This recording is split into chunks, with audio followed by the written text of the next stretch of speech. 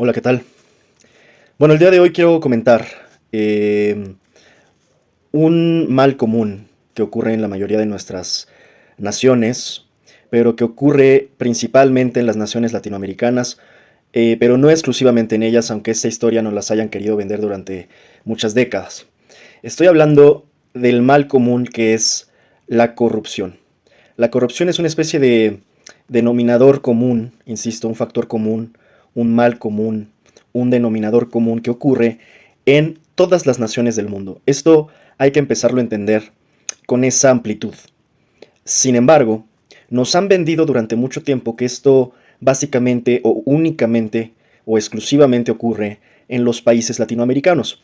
Ahora, hay que entender que sí, hay estadísticas que han podido llegar a reflejar que en Latinoamérica, dado nuestros sistemas de justicia, nuestra infraestructura legal, su teoría o la distancia de la teoría a la praxis, sí puede llegar a suceder que en Latinoamérica estemos más habituados, tristemente, a las fallas del sistema, a las fallas del sistema legal, a las fallas de la impartición y procuración de justicia en nuestros países, y esto eventualmente genera pues que la corrupción sea mucho más común, mucho más palpable, mucho más notable, mucho más reproducible en términos sistemáticos. Entonces, sí sucede que los países latinoamericanos nos vemos todavía con complicaciones que genera la corrupción en nuestros sistemas, insisto, de justicia, y esto pues al final va a tener diversas afectaciones que terminan pues básicamente reflejándose hasta pues prácticamente la cotidianidad. Este es el panorama general. La corrupción existe, la corrupción es uno de los enemigos número uno que tenemos en nuestras naciones y que finalmente, insisto, ha permitido durante décadas pues una variedad y diversidad de abusos, de omisiones, de negligencias, de represiones. O sea, hay que entender además que la corrupción, porque a veces se asocia que la corrupción nada más ocurre entre pues esta cotidianidad, ¿no? De por ejemplo en México se asocia cuando uno habla de corrupción, lo primero que la gente piensa es en el famoso automovilista que o se pasa el alto o que quiere dar una mordida, a lo que le llamamos en México mordida, es a dar, hacer una especie de trueque económico, ¿no? Dar dinero a una autoridad que te quiera generar una multa precisamente porque como cometiste alguna infracción, por ejemplo, como decía, pasarte el alto o cualquier otro tipo de infracción, pues en México está esta praxis, ¿no? De la famosa mordida, que es básicamente comprar pues al policía y evitar con esto la multa. Sigo insistiendo que no es algo exclusivo de México, no es algo exclusivo tampoco de Latinoamérica. Esto ocurre también en otros países y en otras latitudes. O sea, insisto que ha habido una estigmatización principal en donde se piensa que la corrupción únicamente ocurre en países latinoamericanos. Y esa es la imagen principal cuando uno habla de corrupción, insisto, por ejemplo en México, eso es lo primero que piensas, ¿no? Al ciudadano común dándole mordida a una de sus autoridades. Sin embargo, no es el top in mind, no es lo primero que se piensa cuando se habla de corrupción o cuando se le menciona. Pensar, por ejemplo, en pues las altas autoridades, en los altos cargos políticos o públicos, en las empresas que también cometen actos de corrupción, o incluso en los jueces. No es lo primero que se le ocurre a las personas, lo primero donde se reflejan es o proyectan es en el ciudadano común. Y se omite la parte realmente toral o medular de esto, que es que haya autoridades que en teoría tendrían que cumplir sus funciones en el sentido de la línea de la justicia, y son justamente esas autoridades las primeras en no cumplirlo. Y por eso me refiero a distintas instituciones. Hay instituciones policíacas, hay instituciones de justicia y de impartición de justicia, como yo decía, incluso al nivel de los jueces, que también reproducen la corrupción y además la reproducen a una escala mucho mayor. El simple hecho, por ejemplo, de hacer contratación de obra pública que sea de mala calidad y que eventualmente los proyectos que genere de infraestructura sean mal hechos y que al final eso pueda llegar a representar negligencias que incluso puedan derivar en accidentes, eso es corrupción también. También es corrupción que se destinen, por ejemplo, en algún tiempo en México hubo un escándalo donde, bueno, en lugar de estarles dando los insumos médicos necesarios a los niños, de cáncer, me parecía que eran los pacientitos, pues en lugar de eso se les inyectó agua. Imagínate, ¿no? Entonces, esas son corrupciones monstruosas que evidentemente pues se reflejan en ese tipo de actos y que muchas veces no se asocia de manera tan directa el riesgo tan peligroso que implica la corrupción. No se asocia que la corrupción, el hecho de que exista corrupción, incluso puede llegar a costar vidas. Generalmente nada más se piensa en el dinero, que si se roba, que si no se audita, que si se esconde. No es solo un tema de dinero, la corrupción no es solo un tema económico, no es solo una especie de robo, de simulación de robo, de peculado, no es solo eso. El tema es que la corrupción en el fondo puede llegar a costar vidas. Sin importar el área de la que estemos hablando, la corrupción puede llegar a costar vidas y eso es lo más preocupante. Entonces, la corrupción es un enemigo común, es un enemigo compartido y es algo muy complicado, y eso es lo peor, de resolver. ¿Por qué? Porque la corrupción no precisamente tiene que ver con partidos, muchas veces se ha partidizado la corrupción y ese es uno de los principales argumentos que hoy quiero plantear. La corrupción no es partidista. Desgraciadamente, puede estar más bien ligada a una condición humana. Y eso es lo que la complica tanto. Que hay personas que se corrompen. La corrupción no es un tema de ideologías tampoco. La corrupción no se limita a ser de los simpatizantes políticos de izquierda o de los simpatizantes políticos de derecha. En ambos te puedes encontrar a corruptos, porque insisto, la corrupción no es exclusiva de un bando ideológico, político, económico. La corrupción no es partidista, de nuevo, y esto hace que sea tan complicado, de nuevo, resolverla, porque por momentos se asocia un poco más a la condición humana per se, a la integridad, a los valores, a los principios, a las convicciones humanas. Sin embargo, no solo es un tema individual, sino que eventualmente también se convierte en un problema social, en un problema además sistemático, en un problema que genera infraestructuras y digamos que comportamientos sociales, reproducciones sociales, que hacen que esto se empiece a permear en la cultura. Aquí hay un debate importante entre incluso los que dicen que la corrupción se ha vuelto un tema cultural y los que dicen que no es un tema cultural. Hay un debate ahí y no quisiera entrar de momento en él porque no es el tema. El tema hoy es simplemente entender que la corrupción es compleja, es un asunto muy complejo y que, lo peor, es que se ha utilizado con fines políticos generalmente. Y por eso es que yo daba esta introducción en el sentido de empezar a entender y dejar, si es que queremos elevar el nivel del debate, dejar de pensar que la corrupción se va a resolver simplemente porque llega el partido de tu preferencia, simplemente porque llega el político de tu preferencia. Es más probable que esos políticos que incluso pudieron haber llegado de manera intachable con principios intactos a sus puestos políticos, el sistema y la infraestructura y las condiciones de su propia interacción política los puedan llegar a pervertir y a corromper en algún punto. Para muestra está la película, por ejemplo, de La Ley de Herodes, de Luis Estrada, que pues muchos han visto, si no la han visto, véanla, refleja en gran medida estas buenas intenciones políticas que una persona puede llegar a tener y que finalmente el sistema lo corrompe. ¿Por qué? Porque es muy complicado para un individuo enfrentarse al sistema, y más a nivel de corrupción, porque es básicamente al final y en síntesis una pelea entre honestos contra corruptos. Y esa pelea es complicada, porque en muchas ocasiones y en distintos contextos incluso puede llegar a implicar, pues, arriesgar no solo la vida, sino la vida de otros. La vida de aquellos incluso que te rodean. Ese es el gran tema cuando se enfrenta uno directo a los temas de corrupción. Sin embargo, creo que ha sido un error común que la sociedad haya simplificado, sobresimplificado, la complejidad que implica el combate a la corrupción. Porque de nuevo, muchas personas siguen pensando que la corrupción tiene que tener una bandera política, tiene que tener un color y tiene que responder, insisto, a preferencias o fobias, afinidades o a animadversiones. Y la corrupción no funciona así. Es aquí donde muchos políticos también se han aprovechado de esto mismo, de decir, bueno, es que el partido de este color fue corrupto, pero nosotros no lo somos. Y cuando llegan terminan siendo iguales que esos que critican al inicio. ¿Por qué? Porque de nuevo, es un enfrentamiento muy complejo entre individuos contra individuos y entre sociedades contra sociedades. Es enfrentarse muchas ocasiones como individuos al sistema, que es un monstruo prácticamente implacable e invencible. Y este es justamente el punto en donde creo que debemos de empezar a evolucionar como sociedad y entender que la corrupción es un monstruo que debemos de empezar a tomar como tal, como un punto y aparte, como una cuestión separada de lo político, de lo partidista, y pues sin duda alguna repudiarla, porque al final, como yo decía, la corrupción no es un tema que se reduce al dinero, es un tema que implica vidas, que cuesta vidas.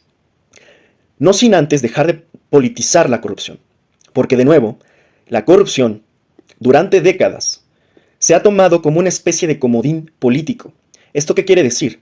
Que tanto las ideologías de izquierda como los de derecha, que tanto los partidos de izquierda como los de derecha, y hablo en general no solo de izquierda y derecha, sino de todo el espectro político, todos han utilizado la corrupción como un comodín para finalmente hacer propaganda y decir, bueno, es que el capitalismo no funciona porque hay corrupción, entonces pasemos al socialismo. Y después los socialistas dicen, bueno, es que al final pues hay corrupción también en el capitalismo y en el socialismo somos menos corruptos. Y después te encuentras a los capitalistas que dicen, en el socialismo está la corrupción y en el capitalismo estamos los honestos. Entonces al final se terminan echando la bolita los capitalistas diciendo que los socialistas son los corruptos y los socialistas diciendo que los capitalistas son los corruptos. Pero me estoy yendo a lo más general, como si viviéramos en las épocas de Marx. Pero hoy mismo todavía existe, porque todavía existen las corrientes ideológicas. Los partidos, sea el color que sea, que de nuevo le echan culpa al otro partido por ser corruptos y viceversa. Los otros partidos le echan la culpa a los otros partidos por ser corruptos. Como si de nuevo esto tuviera que ver con una cuestión ideológica, política o partidista. En otras palabras, y para poner ejemplos concretos, el gobierno en Argentina, por ejemplo, de Alberto Fernández, fue criticado recientemente, antes de llegar a la presidencia en su campaña, por Javier Milei, acusándolo de corrupto, de que era un corrupto. Pero no solo él, sino los zurdos, los kirchneristas, los peronistas, son unos corruptos, son unos ñoquis corruptos. Y después te vas a encontrar a la izquierda haciendo lo propio con la derecha. Ahora, ¿qué sucede la corrupción en ambos gobiernos? Por supuesto que sucede. Que hay que analizarla de quién viene esa corrupción, porque incluso cambian quiénes suelen ser los actores corruptos. También hay que analizarlo. Sin embargo, insisto, esto se ha usado como una especie de comodín para que justamente personajes como Milei puedan culpar a la izquierda, a los zurdos, o en este caso concreto, a Alberto Fernández, que incluso pudo ser corrupto. El tema es que se toma en la narrativa que unos lo son y los otros no. Es raro el político que te vaya a decir, critico a esos corruptos teniendo en cuenta que también de mi lado hay muchos corruptos. Es muy difícil que te vayan a hablar con esa verdad que es innegable, porque insisto, hay corruptos en un lado y hay corruptos en el otro, y siempre va a ser así, porque insisto que la corrupción responde mucho más a una condición o defecto humano, que es muy complicado de arreglar. Cuando, por ejemplo, en México se elige a AMLO, que es un presidente que prometió resolver el tema de la corrupción, lo cual me parece demasiado aventurado porque es una promesa, insisto, tendría que prácticamente arreglar la condición humana, es una promesa muy difícilmente, pues, posible o viable de cumplir, dado que, de nuevo, el origen es mucho más complejo, es la naturaleza humana y no somos dioses para arreglarla. El tema de lo que sí se puede llegar a hacer es disminuirla, por ejemplo. En el sistema se pueden llegar a generar ciertas condiciones para que la corrupción sea menos común, menos habitual, frecuente, reproducible, etc. Sí puedes llegar a generar esas condiciones. Es muy complicado, pero se puede. Lo curioso es que es el de los primeros, si no es que el primer presidente, que habló sobre el tema de la corrupción en México. Cosa que, por cierto, todos los mexicanos saben que en México la corrupción durante décadas fue lo peor que nos ha podido pasar. Llega el primer presidente a hablarla y siquiera nombrarla, porque antes los presidentes, bueno, ni la nombraban, casi creyendo que si no la nombraban no existía. Por primera vez llega este presidente López Obrador a al menos tener la intención de disminuirla. Y lo primero que empieza a ocupar la oposición es a buscar a los corruptos que existen en el partido. O, sí, bueno, el partido del entonces o actual ya expresidente López Obrador. Y decir, no, pero mira, aquí hay un corrupto, y en tu partido está este otro corrupto, y está este otro.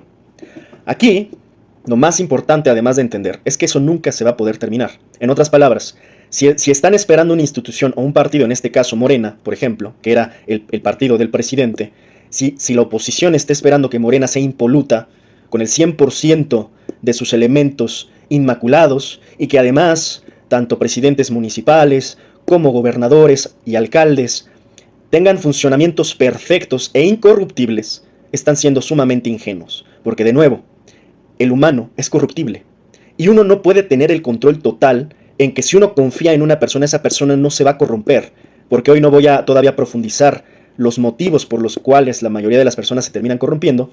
Sin embargo, lo único que de momento basta con saber es que las personas tienen un potencial corruptible. Y es muy complicado tú poder asegurar o garantizar que esas personas a las cuales tú delegas tanto poder como confianza, como por ejemplo un gobernador que pueda ser de Morena y que pones en cualquier estado, no puedes asegurar que ese gobernador, por más confianza o por más que te haya demostrado que sus principios eran intachables, no puedes asegurar jamás que ese gobernador primero va a cumplir con su palabra y segundo, no se va a corromper. No lo puedes asegurar. Nadie tiene ese poder porque de nuevo no somos dioses, somos humanos con muchos defectos. Y además que vivimos en contextos muy complejos, contextos político, económicos, sociales muy complejos. Y si a ese le sumamos el factor de la violencia en México, que hoy mismo es de lo más complicado en resolver, esto se vuelve muy complicado de gestionar. Entonces, la oposición se desgastaba acusando que por aquí, que por allá y por acullá había corruptos en Morena.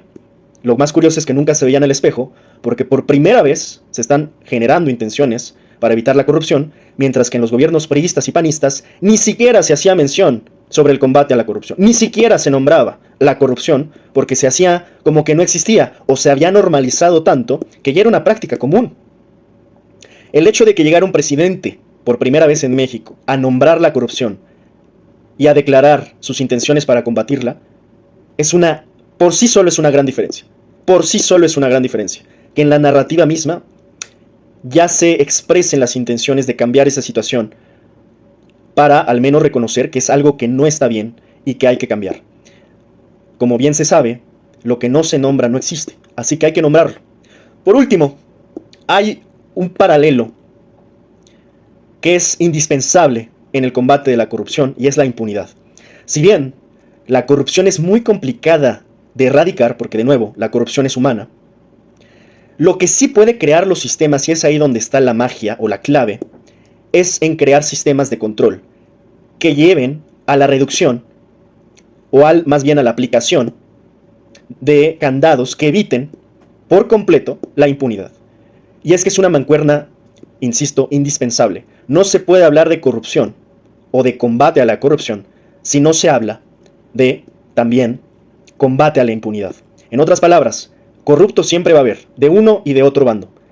¿Qué es lo que puede generar el sistema en este caso, si estamos hablando de un gobierno, un Estado? ¿Qué es lo que puede hacer un Estado en su sistema para evitar a los corruptos? Pues a los corruptos no mucho, pero al menos lo que se puede garantizar es que no queden impunes. ¿Eso qué quiere decir? Que si tú identificas un corrupto, entonces lo castigas, lo enjuicias o lo que implique, lo que sea que implique, pero que ese corrupto y su corrupción no se va a quedar impune. Ese es el candado indispensable para que puedas generar relativamente un mayor control en el combate a la corrupción y a su vez a su mancuerna principal, la impunidad. ¿Qué es lo que pasaba en México? Que durante décadas había corruptos que además quedaban impunes. Y tenemos una lista que no acabamos hoy en nombrar la cantidad de tanto personajes como casos que quedaron y han quedado en la historia históricamente impunes en México. Por mencionar tres que me vienen de rápido: lo que pasó en el 68, lo que pasó en Acteal, lo que pasó con Colosio, lo que pasó en Aguas Blancas, y bueno, así nos vamos, lo que pasó en Atenco, en fin, así nos vamos. Porque se valían en aquel tiempo del poder que les permitía ser corruptos, pero además terminar como impunes. Y estoy hablando no solo de los peces flacos, pequeños, estoy hablando de los peces grandes. Hay presidentes en México que deberían de estar tras las rejas, deberían estar en la cárcel, porque fueron corruptos, muchos de ellos cometiendo crímenes, delitos sumamente graves, represiones, exterminios, abusos sociales, y hoy están libres. Se fueron probablemente a Madrid, se fueron probablemente a Estados Unidos o a Israel para evitar extradiciones, para evitar ser perseguidos. Entonces ahí tenemos la mancuerna de lo que no queremos. Personajes corruptos que quedan impunes. Y que muchas veces, por ejemplo, los sistemas de justicia, como en México, que además también están compuestos por personajes y jueces, como empecé hablando, sumamente impunes, pues también los protegen. Porque pues son corruptos en un bando y son corruptos en el otro. Entonces son juez y parte, y entre ellos se encubren, se cuidan las espaldas y se protegen y se amparan.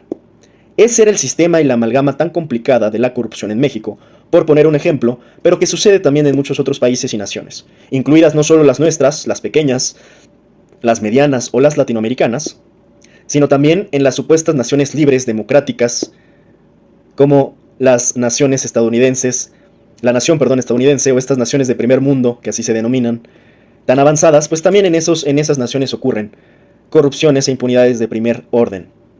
Así que bueno, este es un panorama general de cómo opera la corrupción y cómo nos han vendido a la corrupción como un comodín político para usarlo a favor o en contra de sus intereses.